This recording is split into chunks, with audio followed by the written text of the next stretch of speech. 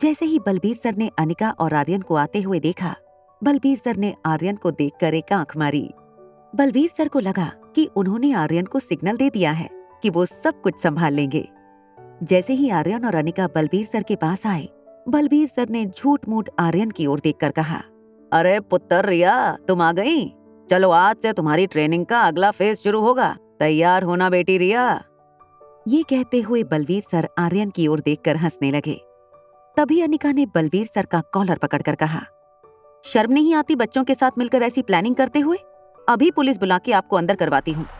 गुरु का काम होता है अपने शिष्यों को सच्ची राह दिखाना, और आप तो उन्हीं की राह पर चलने लगे। बलबीर सर, जो नॉर्मली कभी किसी से नहीं डरते थे, उन्हें आज अनिका के सवालों से बहुत डर लग रहा था। थोड़ी देर बलबीर सर की इस सिचुएशन का मजा उठाने के बाद अनिका ने उनका कॉलर छोड़ दिया। इतने अच्छे ग्रिप बहुत कम लोगों की होती है।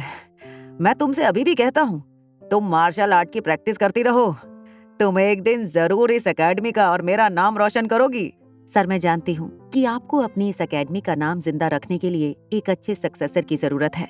आप आर्यन को ट्रेन करने की कोशिश कीजिए, शायद आपकी तलाश खत्म हो जाए। ये बात की ना तुमने?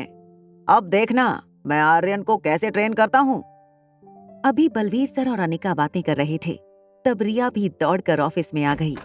आर्यन और रिया को साथ खड़े देखकर अनिका की आंखें भर आईं। बलबीर सर ने पीछे से आवाज लगाते हुए अनिका से कहा, अब माँ का दिल दोनों बच्चों को देखकर भर गया हो तो क्या हम कुछ काम भी कर लें? तुम्हें तो सोने से फुर्सत मिलती है नहीं, आलसी कहीं की। बच्चों को तो कम से कम अपनी तरह मत बनाओ। ये कहकर बलबीर सर आर्यन और रिया को लेकर ट्रेनिंग सेंटर की ओर चले गए। अनिका ने रेखा मौसी को फोन लगाया। रेखा मूर्ति अनिका की वही मौसी थी जो उसे मनाली से बेंगलुरु ले गई थी। रेखा आंटी ने जैसे ही फोन उठाया, अनिका ने उन्हें मनाली में हुई सारी बातें बता दी। अनिका बेटा, ये बहुत खुशी की बात है कि आर्यन हमें सही सलामत वापस मिल गया है, मगर साथ ही मैं तुम्हें ये भी बता दूं, रोहित मारवा के पास से आर्यन की कस्टडी हमें मिलना लगभग इम्पॉसिबल है। मौसी, मारवा खानदान आर्यन को बहुत तकलीफ पहुंचा रहा है, और अगर कल को रोहित किसी से शादी करता है और वो लड़की अपने स्वार्थ के लिए आर्यन के साथ कुछ गलत कर दे, तो हम चाह कर भी अपने आर्यन की कोई मदद नहीं कर पाएंगे। अगर रोहित को किसी ऐसी लड़की से शादी करनी होती तो आज तक कुंवारा नहीं होता। एक रास्ता है मेरे पास, जिससे आर्यन तुम्हारे पास बिल्कुल तुम्हारी बेटी रिया की तरह रह सकता है और रोहित को कोई ऐतराज नहीं होगा। तो जल्दी बताइए क्या करना है। चाहे कितना भी पैसा खर्च करना पड़े, मैं करने के लिए तैयार हूँ। बेटा, पैसा नहीं, थोड़ा दिमाग इस्तेमाल करना है।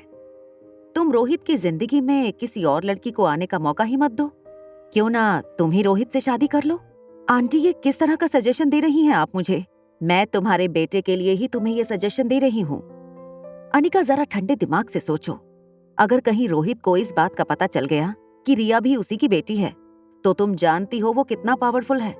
कहीं ऐसा ना हो कि रिया और आर्यन दोनों की कस्टडी उसे मिल जाए। अनिका ने जब फिर से अपने मन में रोहित के बारे में सोचा, तो उसे भी ऐसा लगा कि आखिर रोहित में कोई बुराई तो थी नहीं।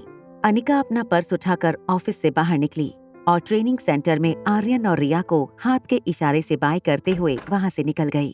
दादी माँ के आईसीयू वार्ड के बाहर रोहित सनी के साथ कुछ बात कर रहा था। अनिका उनके पीछे खड़ी होकर उनकी बात खत्म होने का इंतजार करने लगी। सनी, कल संडे है और मुझे फैमिली मीटिंग अटेंड करनी होगी। ये कंपनी के लिए बहुत जरूरी मीटिंग है। कल मैं अगर सारा दिन बिजी रहूंगा तो तुम्हें आर्यन की देखभाल करनी होगी। डोंट वरी बिग ब्रदर, मैं आर्यन का पूरा ख्याल रखूंगा। सनी को इस बात का गिल्ट अंदर से खाए जा रहा था कि उसने अपने बड़े भैया से आर्यन और रिया की सच्चाई छुपाई थी। सनी ने सोचा क्यों ना इस मुद्दे पर रोहित के थॉट्स को जानने की कोशिश करे। भैया, अगर आर्यन की बायोलॉजिकल मदर कभी आपके सामने आकर खड़ी हो जाए तो आप क्या करेंगे? आर्यन की माँ ने आखिर आपके साथ ऐसा क्या किया था जो आप उनसे इतनी नफरत करते हैं? इससे पहले कि रोहित या सनी अनिका को उनके पीछे खड़ा देखते, अनिका वहां से चली गई। वो किसी तरह रोहित और सनी के मुड़ने से पहले हॉस्पिटल से बाहर निकल गई। गाड़ी में बैठकर वापस जाते वक्त अनिका के मन में सिर्फ एक ही सवाल चल रहा था, आखिर उसने ऐसा क्या किया था रोहित के साथ जो रोहित उससे इतनी नफरत करता था? ना वो कभी रोहित से मिली थी, ना वो रोहित को जानती थी। फिर कैसे हो सकता था कि वो रोहित के बच्चों की माँ बन गई? मल्होत्रा हाउस। किशन मामा को हॉस्पिटल से डिस्चार्ज मिल गया था। किशन मामा, नानी माँ, अंजलि मामी और शीला मासी हॉल में बैठकर कंपनी के बारे में कोई इम्पोर्टेंट डिस्कशन कर रहे थे। मल्होत्रा परिवार काफी सालों से फार्मास्यूटिकल बिजनेस में देश में काफी नाम कमा चुके थे। आयुर्वेदिक दवाइयां बनाने वाले इनके पूर्वज पीढ़ी दर पीढ़ी किताबों में दवाइयां बनाने के अलग अलग फॉर्मूले लिख कर गए थे और ये कला पीढ़ी दर पीढ़ी पास होती गई। तुम्हारी बहन स्वाति अगर वो खानदानी किताब लेकर भाग ना गई होती तो आज हमें बहुत मदद मिलती। क्यों ना हम अनिका की कोई मदद लें? वो एक डॉक्टर है, शायद वो हमारी मदद कर सके। जब स्वाति गुजर गई थी तब अनिका 1-1.5 साल की थी। भला उसे क्या समझ होगी आयुर्वेदिक मेडिसिन के बारे में? डॉक्टर होना एक बात है और दवाइयां बनाना दूसरी। I am so glad mama, you are fine now. जैसे ही अनिका ने किशन मामा को हक करने के लिए अपनी बाहें खोली, उसके हाथ में रखी दवाइयों की थैली जमीन पर गिरी। सारी दवाइयां बाहर निकल गईं। अलग अलग कॉम्पोजिशंस में बनी इन दवाइयों को देखकर शीला मासी चौंक गई। आगे की कहानी जानने के लिए देखें अगला एपिसोड सिर्फ पॉकेट एफएम के यूट्यूब चैनल पर। और एक लड़की को देखा तो के सारे एपिसोड को सुनने के लिए डिस्क्रिप्शन में दी गई लिंक से डाउनलोड करें पॉकेट एफएम ऐप।